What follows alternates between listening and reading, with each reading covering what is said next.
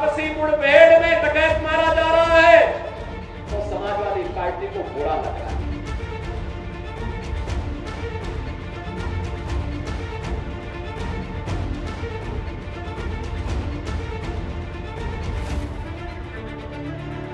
UP में उपचुनाव से पहले एक अपराधी को योगी की पुलिस ने एनकाउंटर में ढेर किया तो सियासत में उफान आ गया।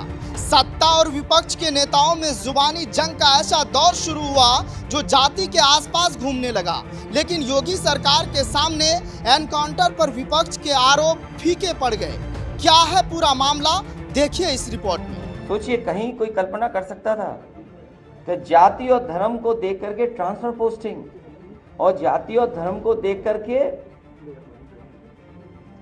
एफआईआर लिखाई जा रही है, एफआईआर नहीं लिखाई जा रही है। आज महिलाओं के उत्पीड़न में नंबर 1 है उत्तर प्रदेश। जो डकैत पुलिस मुठभेड़ में मारा गया,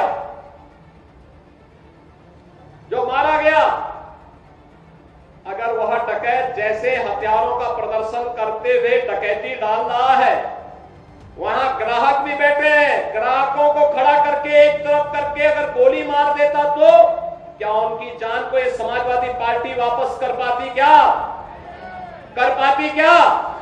और वो किसी भी जाति के हो सकते थे। ग्राहक वो यादव भी हो सकता था, दलित भी हो सकता था, किसी भी जाति का हो सकता था। उत्तर प्रदेश के सुल्तानपुर में गहनों की दुकान में डकैती डालने वाले गैंगस्टर मंगेश यादव को यूपी पुलिस ने एनकाउंटर में ढेर किया तो सियासत में उफान आ गया। सत्ता और विपक्ष के नेताओं में जुबानी मुठभेड़ का एक ऐसा दौर शुरू हुआ जो जाति के चक्रवात के तौर पर लगातार गतिवान होता जा रहा है। मंगेश यादव के एनकाउंटर को अखिलेश यादव ने सीधे जाति से जोड़ दिया। मुठभेड़ को नकली कहा और रही सही कसर अखिलेश के उन नेताओं ने पूरी कर दी जिन्होंने मंगेश यादव के घर पहुंचकर परिवार के सामने अपनी संवेदना प्रकट की। यूपी में जात के नाम पर सियासत की ये कड़ी लगातार मजबूत होती जा रही है, जिस पर अंबेडकर नगर पहुंचे सीएम योगी ने भी हमला बोला। जो डकैत पुलिस मुठभेड़ में मारा गया,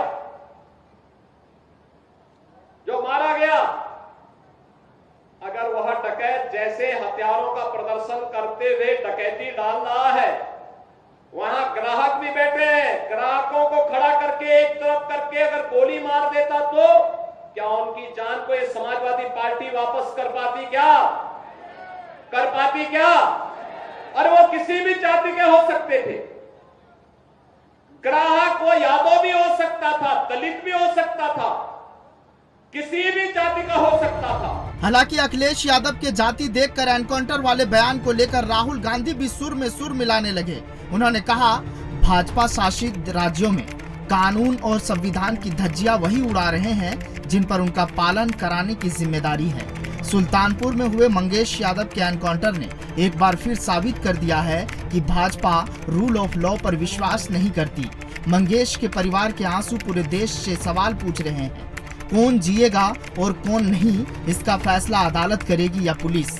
एसटीएफ जैसी प्रोफेशनल फोर्स को भाजपा सरकार में आपराधिक गिरोह की तरह चलाया जा रहा है, जिस पर केंद्र सरकार की चुप्पी ठोको नीति पर उनकी स्पष्ट सहमति है। यूपी एसटीएफ के दर्जनों एनकाउंटर सवालों के घेरे में है। उत्तर प्रदेश में हुई सभी संदिग्ध एनकाउंटर्स की निष्पक्ष जांच कर इंसाफ किया जाना चाहिए।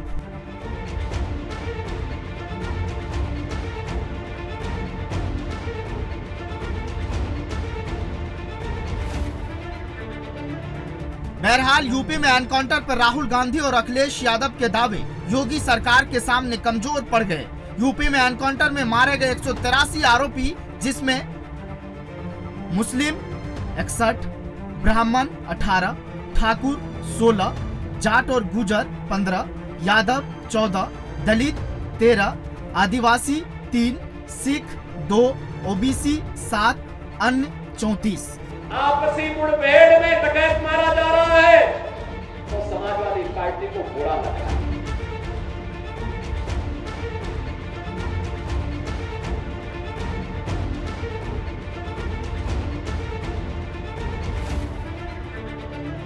ये आंकड़े मार्च 2017 से अप्रैल 2023 के बीच का है। दरअसल यूपी में 10 सीटों पर उपचुनाव होने हैं। इस लिहाज से दलों के सियासत जाति विशेष के इर्द गिर्द घूम रहे हैं। यूपी में यादव की संख्या वोटों के हिसाब से निर्णायक है, जिसे हर कोई अपने झोली में डालना चाहता है। ये आंकड़े गवाही दे रहे हैं कि एनकाउंटर लिस्ट में यादवों का नंबर चौथा है। जिस मंगेश यादव के एनकाउंटर होने पर राहुल गांधी और अखिलेश यादव को खोट दिखाई दे रहा है, उस मंगेश यादव पर दर्जनों मुकदमे दर्ज है। लेकिन सवाल ये कि अपराध में जाति के एंगल को ढूंढना कहां तक जायज है? क्या अपराधी को जाति के हिसाब से उसे सजा मिलनी चाहिए?